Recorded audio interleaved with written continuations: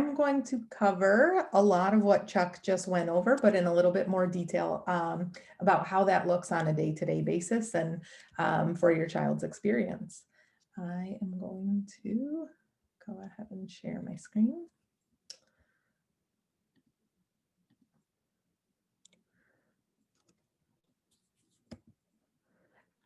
Just to few people who aren't here, Nayam Kalong is our Chief Academic Officer. Amita Lathigra is our Director of Inclusion, and the Director of Middle School is Lorna Dill. Chuck already went over this, but there is our mission statement in case you want a chance to read it again. I like the updated version a lot.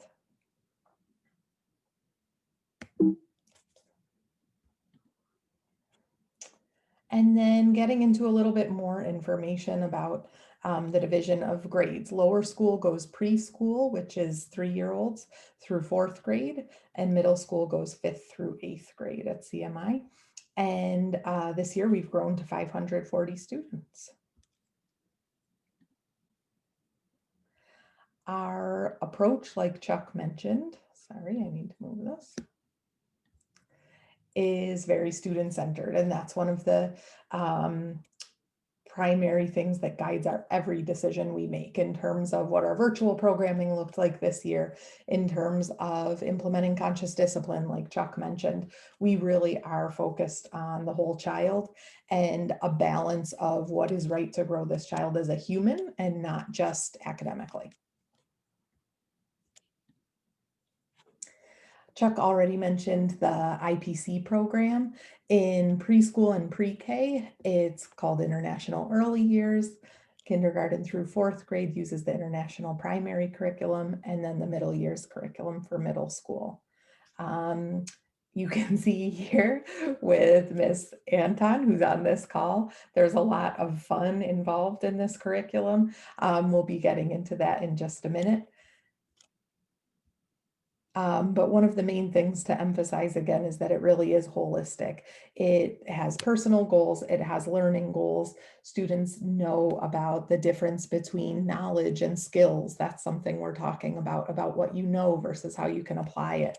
Those are some of the primary concepts in the program that guide our everyday interaction with content. This is an example of the unit of study and the flow throughout the unit. We start with an entry point, which is an experience or a type of activity that is designed to get the students excited and interested in new content. From there, we go to the knowledge harvest. That is, for teachers, it's a way of finding out what students might already know or what experience they have with the content so that we can use that to guide our decision making and our planning throughout the unit. It's also a way for them to reflect back when they finish the unit. I just saw an experience the other day in an exit point where kids were looking back at the knowledge harvest and what the teacher had documented that they knew at the beginning of the unit. And it happened to be an unit on ancient Egypt. And they were giggling about, oh, all we knew about was pyramids. And now they knew all this very vast knowledge about why pyramids exist and all these different things. And they found it very funny to look back at just 6 weeks before what they knew. From the knowledge harvest, we go into the big picture, which is just sort of providing context for the next weeks of learning. And then into a cycle of research and recording activities. And what that means is that there's different opportunities for kids to explore different parts of the content related with the unit. For example, this unit over here, Land, Sea, and Sky, they might do a research and recording activity for land animals. Then they might do a separate research and recording activity for sea animals. And then also learning about the sky and what animals need in all of those different places to thrive in terms of different habitats and things like that. Finally, after a cycle of those research and recording activities, we get to the exit point, and that's another celebration, which, like I was saying, is a chance for them to reflect on what they've learned, show off what they've learned. We often have families in for celebrations, Last year we had a huge event in the main hall where kids and their families cooked for an international food unit, and we had a big celebration where everyone shared food. That sounds very odd to be describing now, actually, in this current environment, but that was not that long ago. We also had writing and art shows. We had all different sorts of events where families got to participate. Jess and Angelina, do you want to jump in and talk about anything else in the cycle of learning? I don't think so. Jeff? Okay. No? Okay. Okay.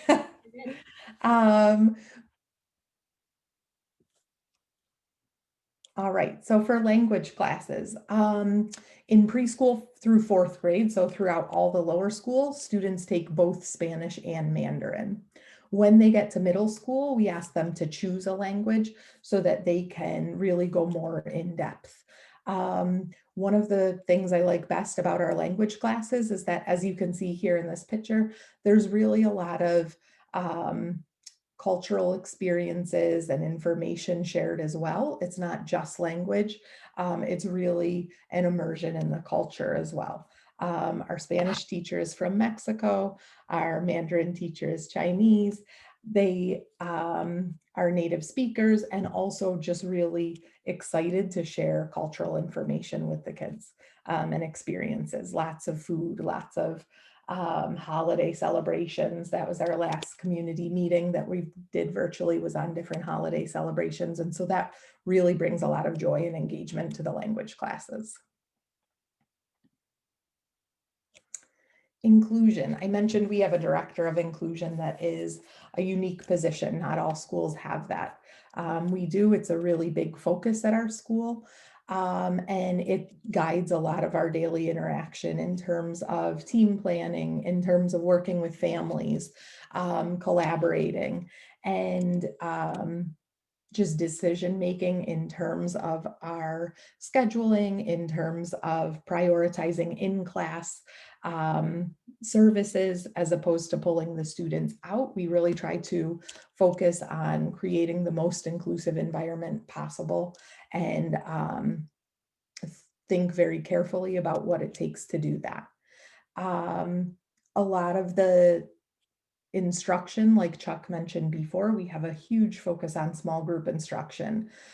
We really try to minimize whole group instruction quite a bit because there's much research to show that students reach their limit very quickly. A lot of research shows between 9 and 10 minutes. Some research shows it's equal to their age. And so that tells you if you're in 2nd grade, you have about 7 minutes of whole group instruction that you can really benefit from. And after that, a lot of it is lost. And so what we do is use a workshop model that there's a brief mini lesson that's whole group, and then we break up into small groups to really support collaboration and also direct engagement. If we're teaching reading, we're going to ask students to read. We're not just going to sit there and lecture them about how to read. We're going to have them get engaged in it very quickly. Same in IPC, students are doing hands-on activities really throughout the vast majority of the lesson. And then finally, with monitoring student progress, we work together as a team in terms of classroom teachers, inclusion teachers, related service providers. The director of inclusion and I work well together in terms of really coming up with plans for what is best for each student with an IEP and how best to meet their needs. Getting a little more into the day-to-day. Early childhood, which is preschool and pre-kindergarten. They have learning centers twice daily. What that looks like is an opportunity for number one, they get to choose which learning centers they'd like to do, and then also play. We really firmly believe that young children learn through play and socialization, and that's what we prioritize during that time. They happen twice daily for about 40 minutes to an hour, depending on the age. And that's a really engaging time of day. That's where the primary instruction happens for the youngest learners. Um, in addition to the languages that we already mentioned, students all have music, art, and PE. Right now we have music for one semester and art for one semester, so they alternate so that they can go more in depth with that content. And then PE, Mandarin, and Spanish are all weekly throughout the entire school year. In addition to that, we prioritize recess. We have a beautiful play space, like you may have seen in some of the pictures. And we really believe that children need to be outside and engaged with each other in play in order to have the maximum benefit of when we're asking them to be in the classroom learning and engaged. Without those breaks, they're not going to be as engaged. So that's something that we prioritize. That's one of my favorite parts about this, about this schedule is that there's very few schools in DC that offer 2 30-minute recess blocks a day. I think that reflects our focus on wellness and our holistic approach. In addition to that, we offer a brief snack time, nap and quiet time, depending on your child's needs. One thing we've really noticed last year, and we started to adapt for this year, although we haven't really had the chance to put it in place yet, is that not all students need a nap, especially the 4-year-olds at this age. A lot of them need time to rest and sort of disconnect for a little while, but they're not all sleeping. And so next year we'll very likely be having one room for quiet time and a couple room for nap time, because we do still have a lot of students that do like to sleep. And finally, in early childhood, both meals are provided in the classroom. It creates a really nice atmosphere and is just time to relax and have fun and chat with their classmates and teachers. In kindergarten through fourth grade, it's structured with some of the same classes and everything. Enrichment is exactly the same as I just mentioned. Music and art alternate semesters, and then PE, Mandarin, and Spanish are every week. Kindergarten through fourth grade students eat in the cafeteria or the main hall, and that 30-minute recess block continues throughout fourth grade. The academic block is what's different. There's 3 primary blocks. That's the international primary curriculum, the literacy block, and the math block. One of our big goals that I've been working on a lot is really focusing on integrating the international primary curriculum and literacy block. We want them separate so that they're each very intentional and deliberate in terms of students learning and how they're engaging. But we really want the international primary curriculum to drive literacy learning. What that looks like is if in IPC, they're learning about life cycles and frogs. That's one example from 3rd grade. Then in literacy, they might be choosing their own animal to research and write about their life cycle. And then for math, we use Eureka Math, and that's a very structured block, but it also does have quite a bit of independent time for students to practice and engage and use materials and manipulatives to help them learn. Chuck mentioned the personal goals. You'll see on here, there are a couple updated for 2020. Very small updates. One, for example, is instead of cooperation, we changed to collaborators, a little bit more formal and deep. But one thing that I've been really, really impressed with in the 2 years I've been at CMI is how authentically these are part of our school culture. You hear kids telling each other to be adaptable sometimes, or you hear kids like reflecting on how each other has demonstrated the personal goals. A lot of our classrooms do something weekly that would sort of shout out type things where students are allowed to name how students have been demonstrating these personal goals. And it's really a highlight of the week for the students to be called out, but also just for us to see them demonstrating them and recognizing each other for that. It's really nice. You saw some of these already in the video, but we offer a lot of extracurricular activities as well. We have regular before and after school programs, but then in addition to that, we also have creative clubs. You can have students do both regular before and after care and clubs, or you can just choose clubs. There's robotics club, there's dance club. Last year we had sewing club, that was a huge hit. There's all different things that students are able to choose and participate in. And last year our music teachers also offered private lessons, and that was another hit. In addition to that, Chuck already mentioned quite a bit about the robotics and debate and the activities that get a little more exciting as you move into middle school. And then these are pictures of some of the events Chuck already discussed. Halloween, we do a tour with the Armed Forces Retirement Home so that they get to see all the kids in costumes. I believe this one was preparation for our holiday event. This was the IPC unit that I was talking about before. Angelina and Jess, do you want to jump in to talk a little bit about that unit? Yeah, I think we missed our cue earlier. Sorry, Abby.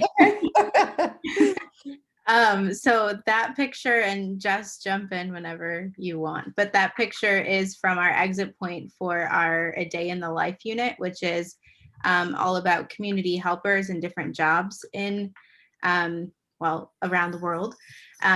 So for that unit, we start off talking about like jobs that are community helpers and what we know about those jobs.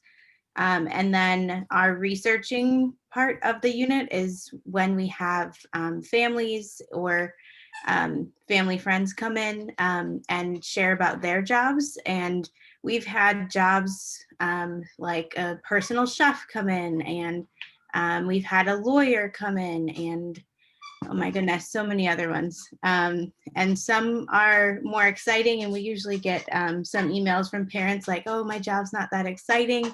Or do you still want me to come in? And we always say yes, because there's always something to learn about those jobs. And the kids' jobs during those visits is to write down whether or not that job is something that they would be interested in, and what skills you need for the job.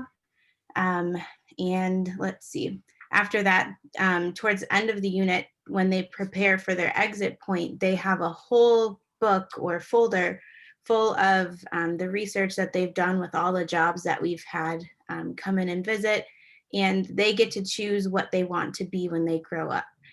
So they research that job, they figure out what skills they need and what they need to do now in order to do that job in the future.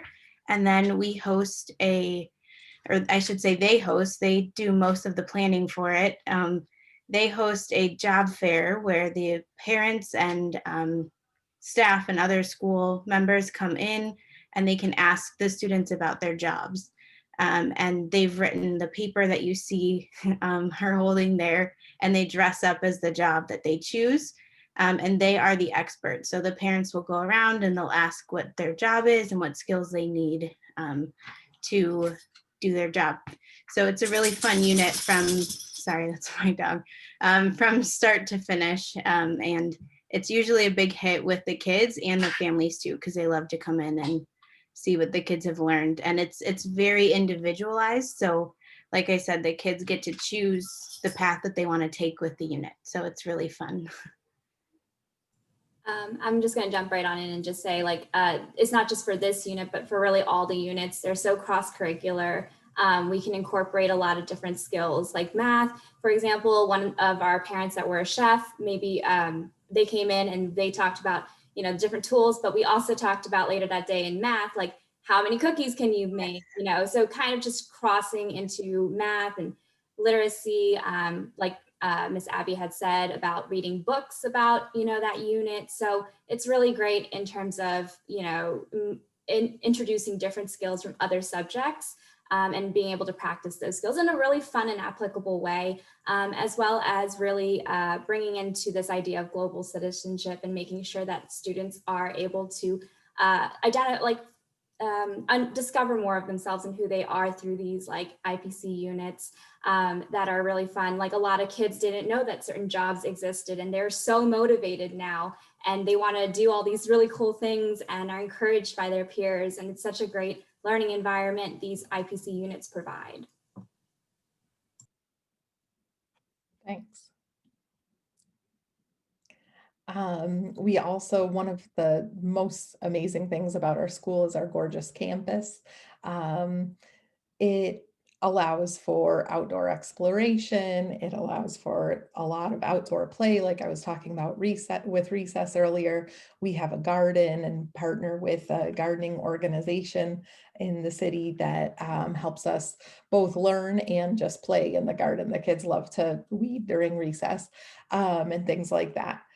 So that is a really amazing resource for us. And then we're also right next to President Lincoln's Cottage, and first grade has also, these teachers that just spoke have also partnered with them to provide some really great experiences as well as other grades. And so that's also a huge advantage to our campus.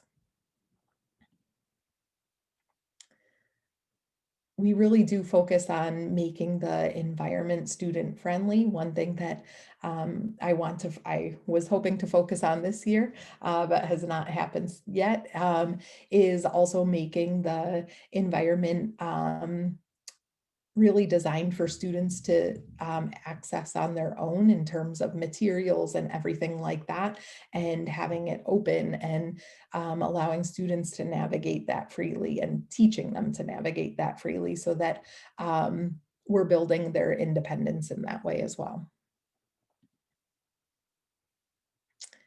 We also just this year over the summer was the primary construction dates, but have gone through into a part of the building that we were not using before. And so this is that new addition. They're beautiful learning spaces. And one of the things I like best is that they're a very unique environment. As you can see here in this picture, we have a lot of small little nooks where our inclusion teachers will be able to take kids and work with them there, or maybe a teacher can take a small group to research there. These shelves will eventually be filled with books, and this will actually be our first grade wing. In here is one of the classrooms, and you can see it's just a really beautiful space. Even the furniture we purchased reflects the goal for collaboration and the type of learning we want to happen is really emphasized and facilitated with these environments. These, I think, are both in the main hall. Yes, they are. Well, this one's in the main hall, and then this one is in our gym just off the main hall. And so you can see the architecture of the school is just incredible. Many of the students that are able to visit when we're in person for open houses talk about the building looking like a castle. In fact, even lots of teachers we interview say the same thing. It's just a gorgeous place. The gym, you can see these gorgeous arches, the pillars over here in the main hall. There's evidence of it all throughout, and that's one of the most enjoyable parts of the space. Oh, I got ahead of myself and already talked about this. Here you can see this is just a very short walk from the school. Here's the garden I was talking about.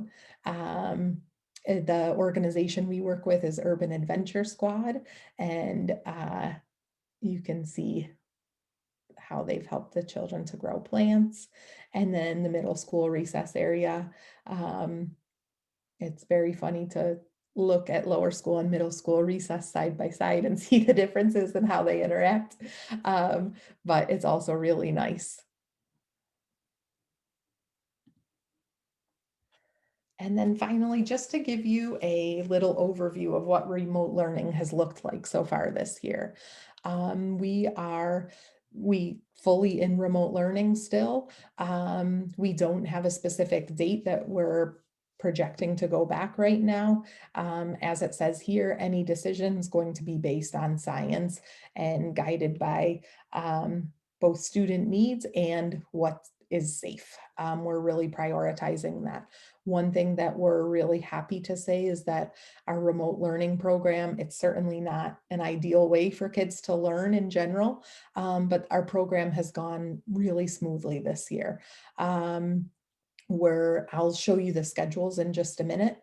But we have used the progressive principles that guide our normal in-person instruction to create a very different virtual program. And we're really happy with how it's turned out and how many students have been engaging. We have great attendance rates and participation rates that reflect those changes.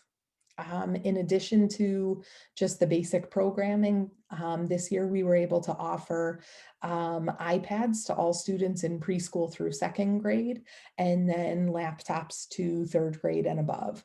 In addition, for families that needed them, we had Wi-Fi hotspots. We've also been able to support families with other little things to help students as needed, headphones, for example, and things like that, to support as necessary.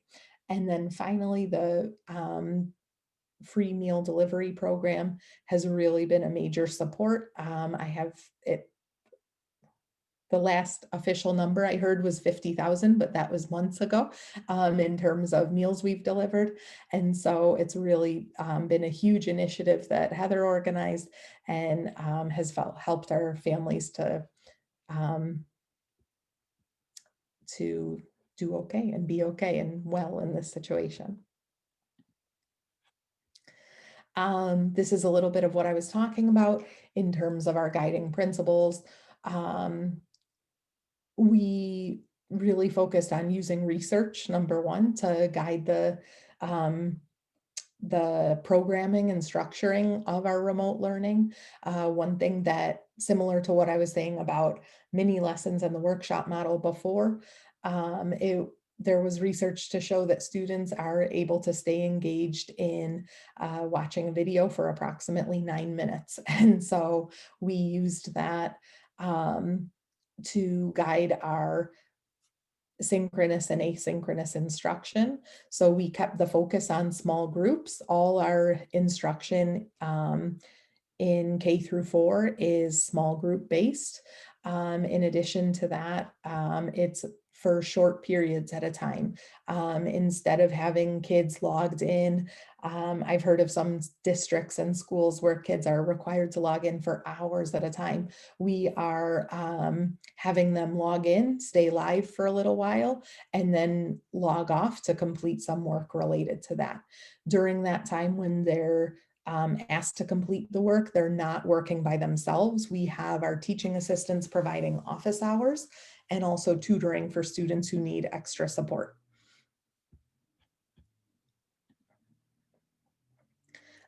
In terms of early childhood, we still offer learning centers. Our early childhood program is the one we revamped the most for this year for remote learning. It's also the one I'm most proud of. It's my baby right now.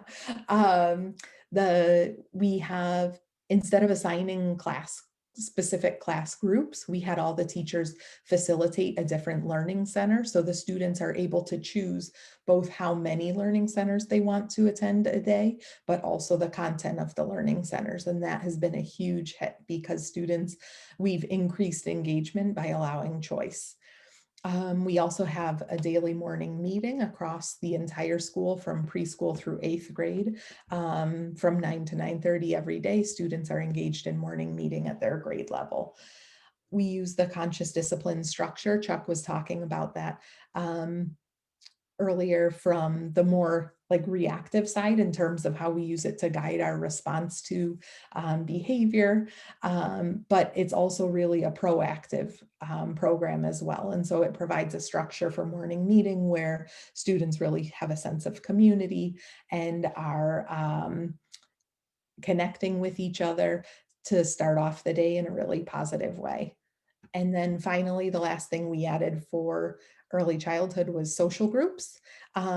We know that students are missing out on socialization, and that's a major hurdle for them right now in terms of their well-being and also in terms of their learning. And so every student in early childhood has social group 4 times a week. We try to provide a lot of flexibility. So we said they're optional, but most of our students are choosing to engage and have a great time in those. Kindergarten through 4th grade, it's very similar to what I just said. It's small group instruction, live morning meeting. They also have social groups 3 times a week, sorry. And then a live share. In the workshop model, one of the big ideas is that students need to feel if they're writing. We want them to actually feel like a writer. And so we give them time to share their writing or share their, for example, what they've been learning about in IPC. They might talk about what career they want to be. But in this remote environment, it also really gives them this sense of they're doing work for a reason and not just in the vacuum of their own home. I want to leave time for question and answer. So I'm going to go over this quickly. Our Creative Families Association is a really big support throughout the whole school year. They help us with book fairs. They help us with lots of different events to fundraise for the school. And so that's a great organization. The website will be in the chat. And then finally, I believe you guys already have this, but please apply at myschooldc.org. We're going to be hosting multiple open houses throughout the upcoming months. I believe the last one is in February, and the last day to apply is March 1st. All right, now we will get into questions. I will stop sharing my screen. All right, so Heather, do you mind going through both the Q&A, making sure we answer those questions, and the chat? Because when we're sharing screens, we don't actually get to see what folks are posting. And then you can direct the questions to the right people to answer, and we'll just go from there. Perfect. There seems to be about 4 groups of questions. One of the first questions in the Q&A is actually for our teachers, is how long does a typical unit last?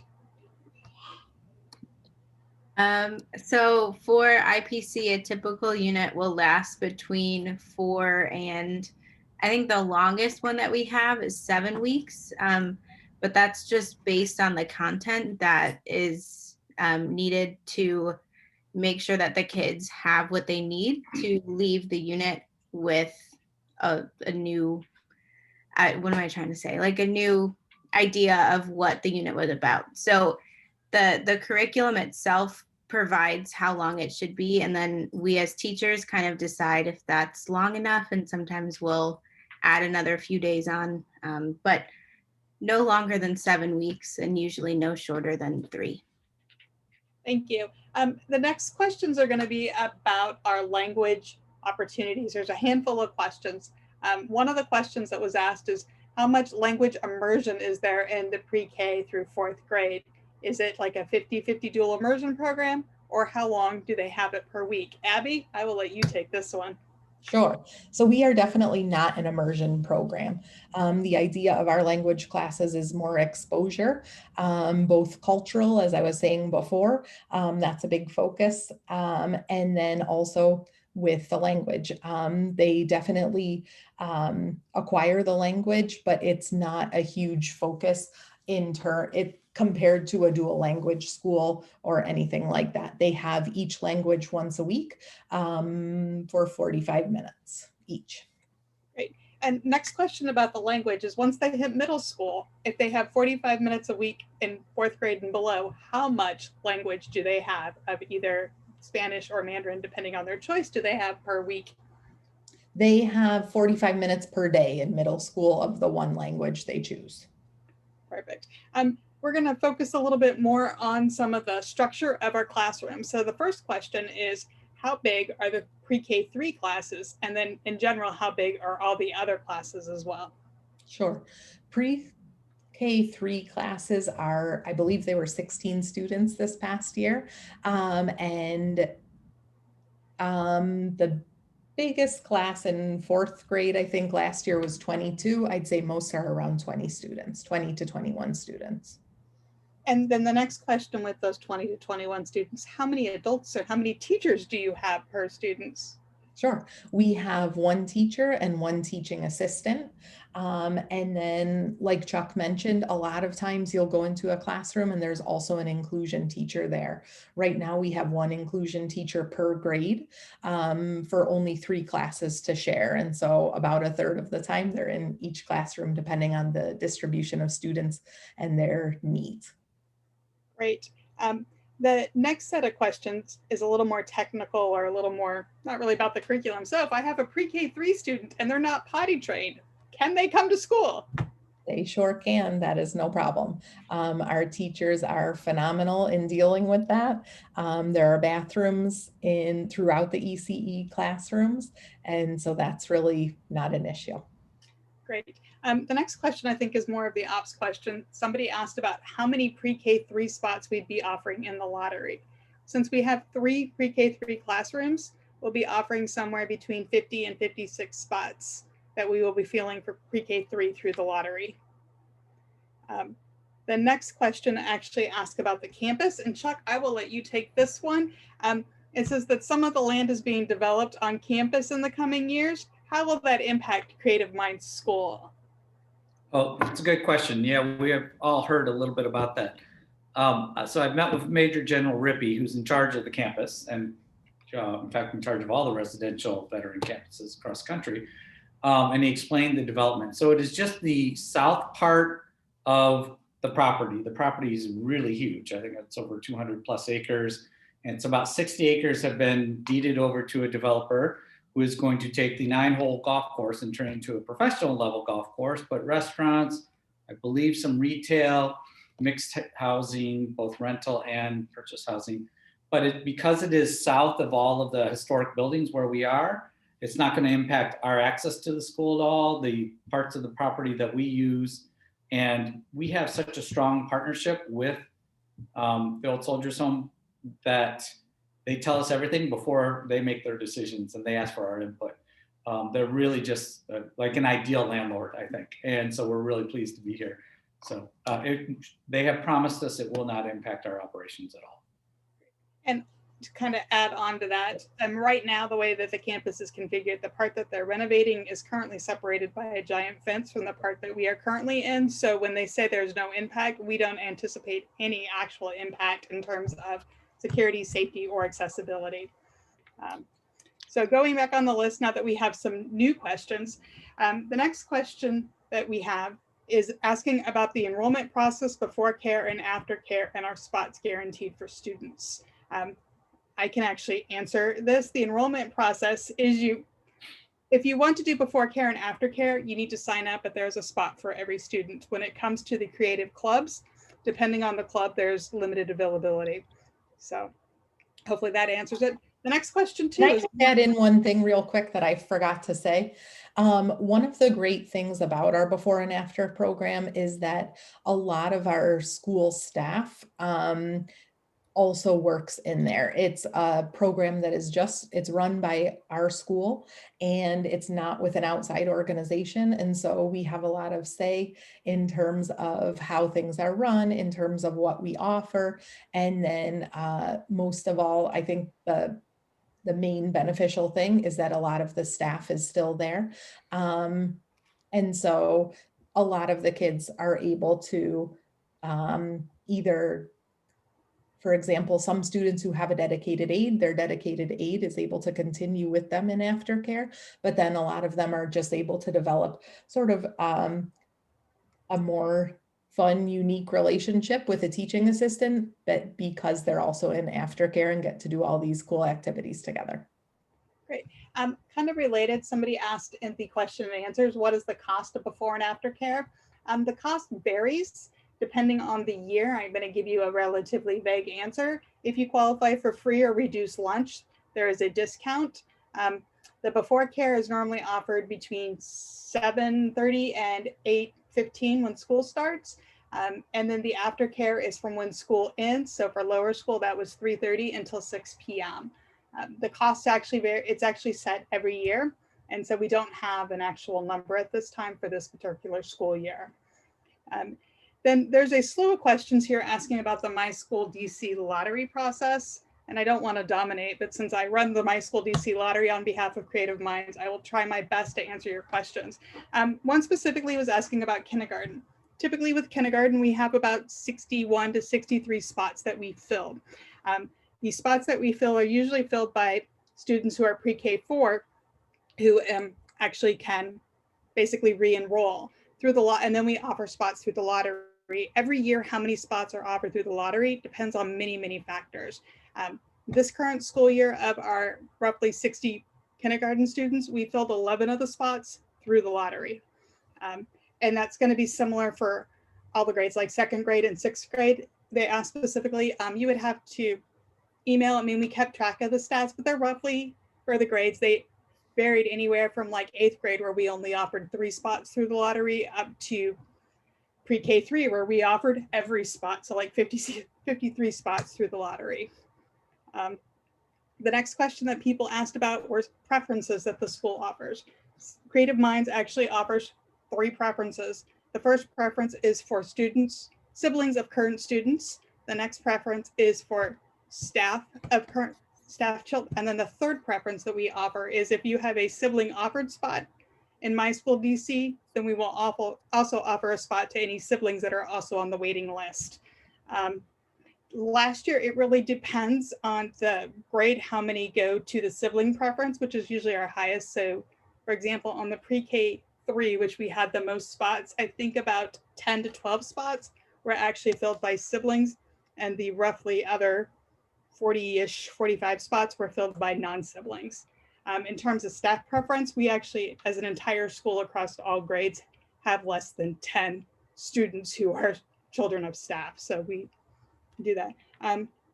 The next questions, again, the hours of before care and after care, I thought I mentioned it, but I will mention it again. Typically when we are in person, before care begins around 7:30 and ends about 8:15. And the reason it ends at 8:15 is that's like when kids can start arriving during normal time.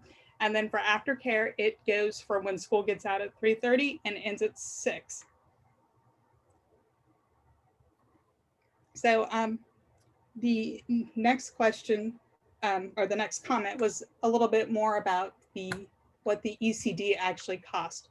In the 2018 school year, the monthly fee was $150 for before care, and the after school fee was $350 a month, but there were discounts available for farm qualified students and some scholarships and things like that.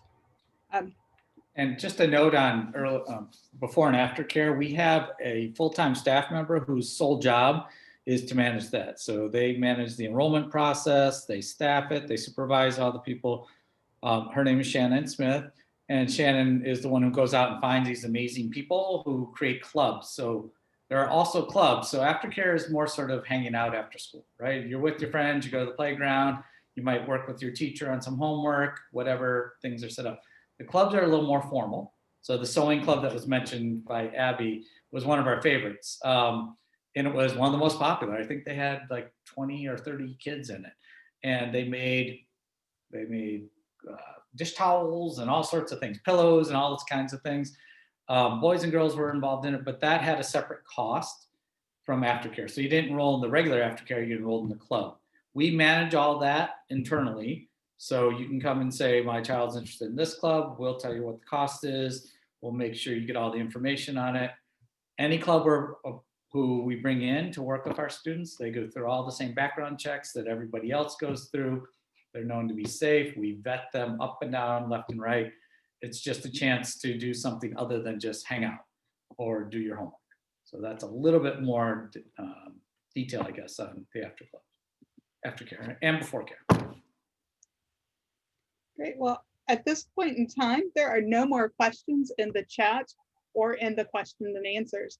Oh, never mind. Now we have a new question. This one is definitely for Abby.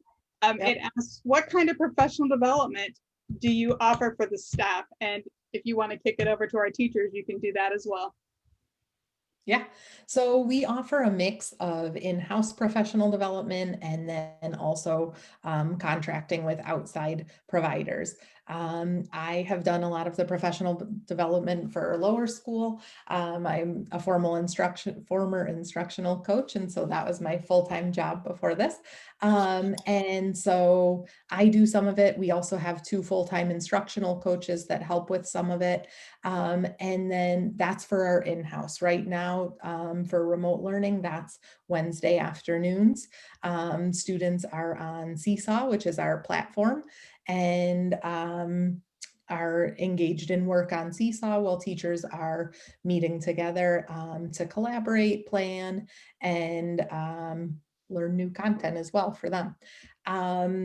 In addition to that, we also offer lots of differentiated opportunities for other PD based on needs and interests. Last year, we offered a school-wide PD for conscious discipline when we kicked that off. And some others recently, I sent 5 teachers to PD for early literacy. And so I'm right now getting ready, organizing with an outside organization to provide professional development for general education teachers in terms of how to better support English learners. And so it's really differentiated based on interest and need and our school goals each year. Great. Abby, we have another question for you that's going to ask about inclusion. The question asks, do you have any programs for special needs? So how do we incorporate students with special needs into our curriculum and into our school community? Sure. So as I was saying earlier, we really do focus on inclusion as the main goal for all the programs we provide. We have an in-house occupational therapist, speech therapist, who am I missing? I'm missing multiple. We have lots of in-house providers, and then we also have some additional contractors. For example, we didn't have as much of a need for physical therapy as occupational therapy, so we have a full-time in-house occupational therapist and a contracted physical therapist. That's a good example. In terms of the actual services, they vary dramatically based on students' needs. We have some students with significant physical disabilities, and so they would have a dedicated aide that stays with them all day to support with their physical needs. In a lot of cases, they need extra reading support or maybe speech support. And so they are in the classroom all day and then have a little extra support from one of the inclusion teachers in the classroom. And that's all they need. The next question is actually on the chat, which Chuck answered, so I'm just going to read it. Somebody asked if we follow DCPS's academic calendar. The answer is generally we try to follow it, but there are slight differences because we are allowed to set our own calendar. The next question, I believe, is going to be more for Chuck. Somebody asked about test scores. It says, what is the numerical trend for the math and ELA PARCC scores been? And what is our school star ratings? And we'll start with Chuck. And if we need to, we will jump into Abby. Yep, sure. So that whole world has kind of gotten blown up in 2020. Just so let's start with that. In fact, there's talk that the PARCC may be canceled this year. The NAEP national test, which is the National Assessment of Educational Process, which is used to compare states and districts and allow a school to normatively compare themselves to how they're functioning or how they're preparing kids cross country. That's all been canceled because we're in this virtual environment. So any information we have, it's all public, it's on the public book chart, it's on niche sites, it's on the Public Charter School Board website. OSSE puts out the report card. They just put out a new report card, but it only focused really on graduation rates and attendance rates because there wasn't much else they could report out on. So that information is 2 years out of date, is quite frankly, because it lags by a year because it reports the previous year. So it's hard for me to talk about the trends here because at that exact same time, the school was growing by 50% almost every year because we added a middle school. And so I can say last time there we were a tier 2 school, I believe 3 out of 5 stars before I came here and before Abby came here and joined the staff. But again, that was before we even had 8th grade, before we had, I think we're down in the low 400s in number of students, or maybe 300s. So it's not necessarily the best representation, but what I will say is, as educational leaders, and we participate in the deputy mayor's meetings every week, and we're constantly talking with the DC Charter Alliance and the Office of State Superintendent, we're all trying to figure out the best way now to understand student progress. What does that look like? What is, as Abby called it, growing human beings? What does that look like versus what does straight test scores look like?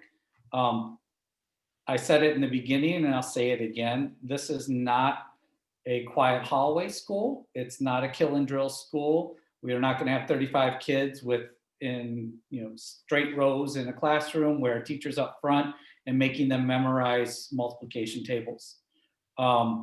There's value in that school for some families, and that's the beauty of school choice. And I encourage people to look at all of their options. This is the kind of school where we focus on how you learn. We teach skills that are going to allow kids to access content. And what you find, and the research, and especially with the international curriculum, is kids who go through that kind of program actually perform better long-term, and they perform better in high school, and they perform better on standardized tests. But because the standardized test data is now 3 years old, it doesn't tell us much. What we do to fill that gap, and I can talk briefly about this, and maybe Abby, you can add some more layers if I leave things out, is we do a lot of internal assessment. So we do the map, we do beginning of the year, middle of the year, end of the year map, so we can track progress and we can see the growth. Because a test is a snapshot at one point in time where a kid is. And if a child's having a terrible day, they might not score well. I have 3 teenagers. I have one who tests very well, and the other one, if life isn't perfect for them, they're going to blow the test, even though they're get all straight A's in their high school classes. So those kind of snapshot tests sometimes don't give you all the layers of what a child's learning. That's why we do constant assessments. That's why our teachers are constantly collecting information. We use a gold assessment for early childhood. We use ECEBM, for our special education students, so we can track how they're doing on their IEP goals, their individual education plan goals. We also look at our language acquisition assessments for our 4 levels of access for when a child becomes fluent in English. They're an English language learner. We track that on a regular basis. What I would say is we have a really deep, layered understanding of how our kids are doing. For example, in this virtual program that we're in now, we've identified a small set of students who are really struggling with virtual learning, whether it has to do with language access, or it has to do with internet access, or the home environment might not be conducive, or they have high special needs, or whatever. And we have designed additional supports specifically for those students. We did that by spending 3 weeks looking at data, talking to our teachers, making observations of how these kids were doing, talking to our related service providers, our counselors who provide counseling. Abby mentioned that we have a full-time related service provider team. We have 3 counselors on staff. So we try to really understand what's going on with the whole child and really address it that way. So I get everybody talks about PARCC scores. I used to be the PARCC score guy, but I think I realized that it's really about growth now. And if you focus on growth, the PARCC scores are going to take care of themselves, and kids are going to be successful if you do what's leading up to it right. That was a very long answer to a very short question, but I think it illustrates the philosophy of the educators who are online here with us today and why we love our job so much. Great. All right, Abby, another question for you and maybe for the teaching team. How do you support advanced learners, so kids who are a little bit ahead of grade level? What kind of things do you do to make sure that they keep learning and that they keep growing as well? Sure. I will let the teachers answer that. I'll just preface it by saying the small group approach is really how we approach everyone's needs, whether they're behind where they should be, whether they're above where they should be. Small groups are the way to do that. Jess and Angelina? Miss Lee, you are the master at this, so I'm going to let you talk about it. I think this goes along with our school like mission statement of inclusion. And inclusion is a mindset that we want to consider regardless of the type of level. But you know, when all the teachers go in, we always consider all of the different levels of learners, you know, especially for the advanced learners.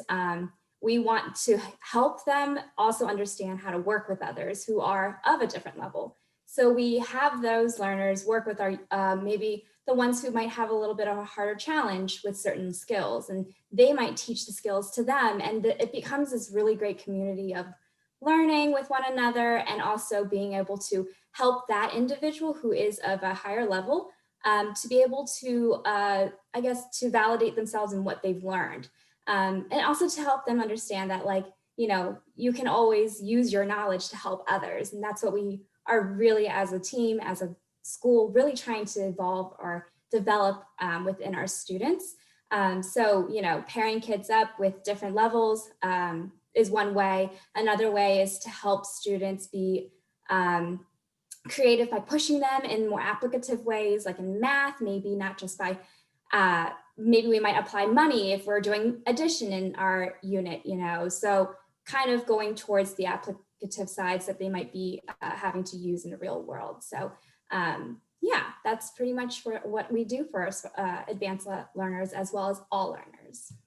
I also want to point out that that's part of the beauty of the international primary curriculum, is that cross-curricular connection that we're trying to make. That's an advanced skill in itself. And if we can help the kiddos who are more advanced learners make those connections between different subjects, and to do that extra research on the subject that we're learning about in IPC, that's something that we do a lot in our small groups as well.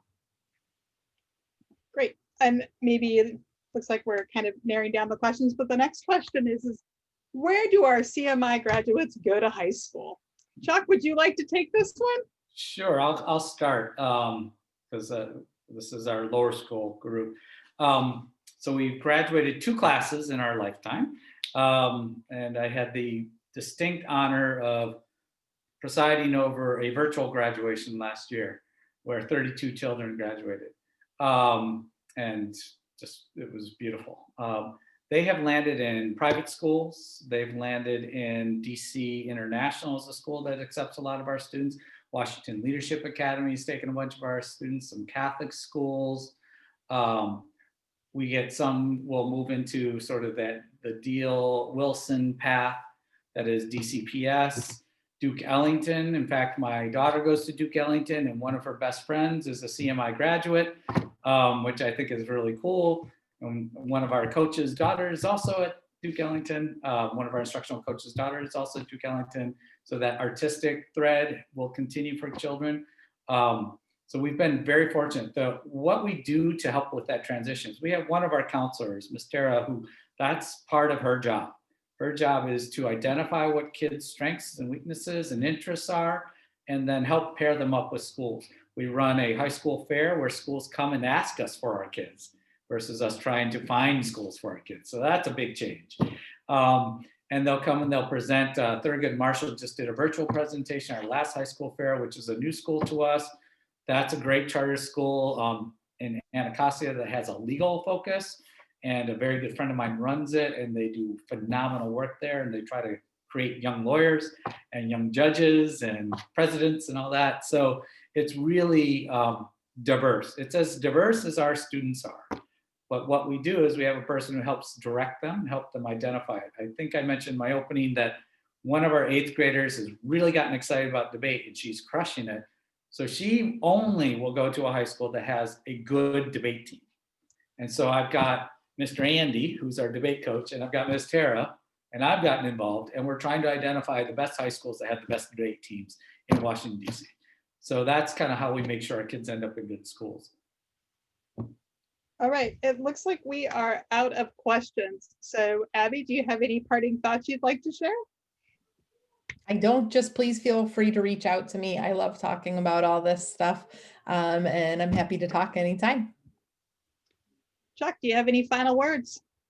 I just want to thank everybody again.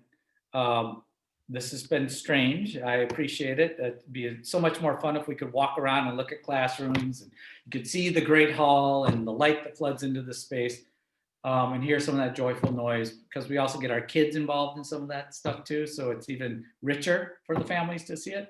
But we're all doing the best we can in the virtual world. As Abby said, our lower school has really done a phenomenal job adjusting.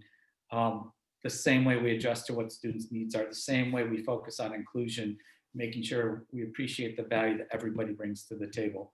And I encourage you to look at all your choices, but keep us at the top of your list. I encourage you to ask any questions, give us a call. You can email front desk and it'll get sent to whoever's appropriate, or you can call or email any of us. And thank you again. Stay safe. Take care of each other over the holidays. And feel free to reach out anytime you want. Thank you. Thank you. Thank you.